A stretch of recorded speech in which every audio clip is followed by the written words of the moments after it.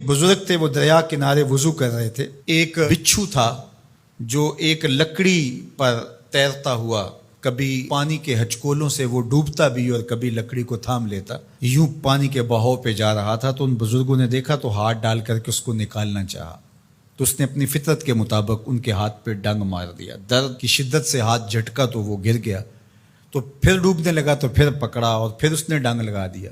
7 मरतबा उसने डंग मारा और आप उसको निकाल के 8वीं मरतबा बाहर निकालने की कोशिश कर रहे हैं। तो मुरीद ने कहा जो पास बैठा था, हज़रत ये बार बार आपको डंग मारता है और आप इसको निकालने के लिए कोशा हैं।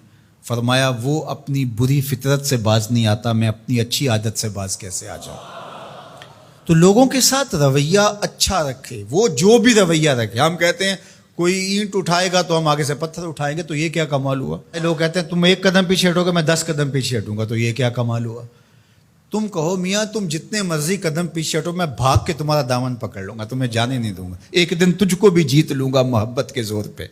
हम कहते हैं कि फलां मेरे साथ अच्छा सलूक करता है तो मैं भी अच्छा करता हूँ, फलां का सलूक मेरे साथ अच्छा नहीं है तो ठीक है, जिस तरह वो चलता है मैं भी उसी तरह चल रहा हूँ। ये तो फिर बराबरी हुई। अगर कोई बुराई के साथ मुआमलत करता है तो आप भी उसके साथ ऐसे ही करते हैं, तो बुराई में बराबर है। और अगर आपके साथ कोई अच्छा सलूक करता है तो आप भी उसके मुकाबले में अच्छा करते हैं, तो फिर भी आप बराबर है, लेकिन अच्छाई में बराबर है। तीसरी सूरत यह है कि कोई आपसे अच्छा सलूक करता है और आप उससे बुरा सलूक करते हैं, ये बदतरीन सूरत हाल है।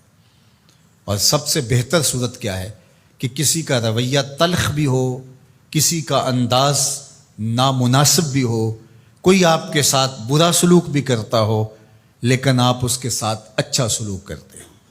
खून का रिश्ता है, दूध का रिश्ता है, वतन का रिश्ता है, हमसायगी का रिश्ता है, आपके साथ उसकी ताल्लुकदारी है, आपके आबा व अजदाद की आपस के अंदर सांझ थी और आप उसको निभा रहे हैं।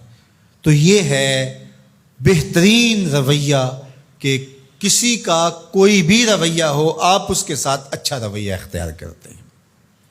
हज़रत उक़बा बिन आमिर रज़ी अल्लाह ताला अन्हु को हुजूर ने इरशाद फरमाया था, सिल मन क़तअका वात मन हरमका वाफ़ु अम्मन ज़लमका।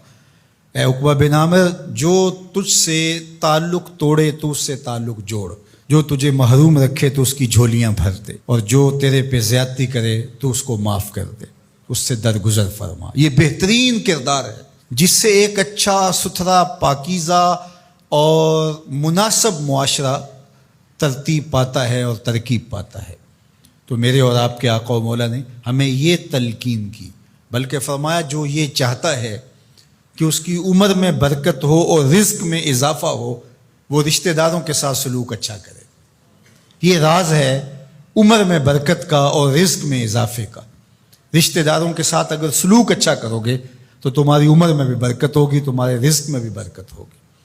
तो हमें ये तलकीन की, रिश्तेदार तो दूध या खून की सांझ से रिश्तेदार बनते हैं, कोई आम इंसान भी हो, हमें तो उनके साथ भी अच्छा रवैया इख्तियार करने की तलकीन की गई। हत्ता कि आपके दीन पर ना भी हो तो आपकी हमसायगी में बसता है, मुस्तामन है, ज़िम्मी है, तो उसके साथ आपका सलूक अच्छा होगा। आपका दीन आपको ये सिखाता है।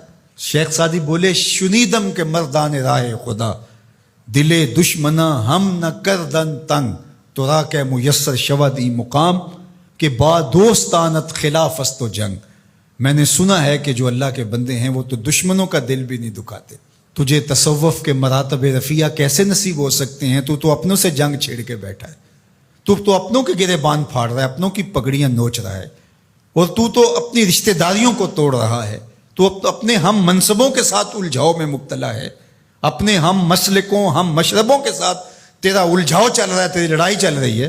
तुझे कैसे मर्तबा और बातन का नूर और अंदर का उजाला नसीब होगा? जो अल्लाह के बंदे हैं वो तो दुश्मनों का भी दिल नहीं दुखाते। इंसान तो इंसान रहे, वो तो जानवरों के साथ भी रवैया अच्छा रखते हैं कि ये अल्लाह की मखलूक है। मखलूक होने के नाते से अल खल्क़ु अयालुल्लाह, तमाम मखलूक अल्लाह का कुंबा है, और उसके साथ उसने सलूक, उनका कुछ भी रवैया हो। हुजूर के ग़ुलाम और इस्लामी मुआशरा, उसमें ये किस तरह चीज़ें पनप सकती हैं कि हम नफ़रतों को फ़रोग़ दें और कहें कि नहीं हम ऐसे कर देंगे, इसने मेरी तरफ यूँ देखा ही क्यों है, लिहाजा मैं तो अब इससे सारी ज़िंदगी हम कलाम ही नहीं हूँगा। تو رویوں کی خوبصورتی اور صلہ رحمی یہ ہمارے دین نے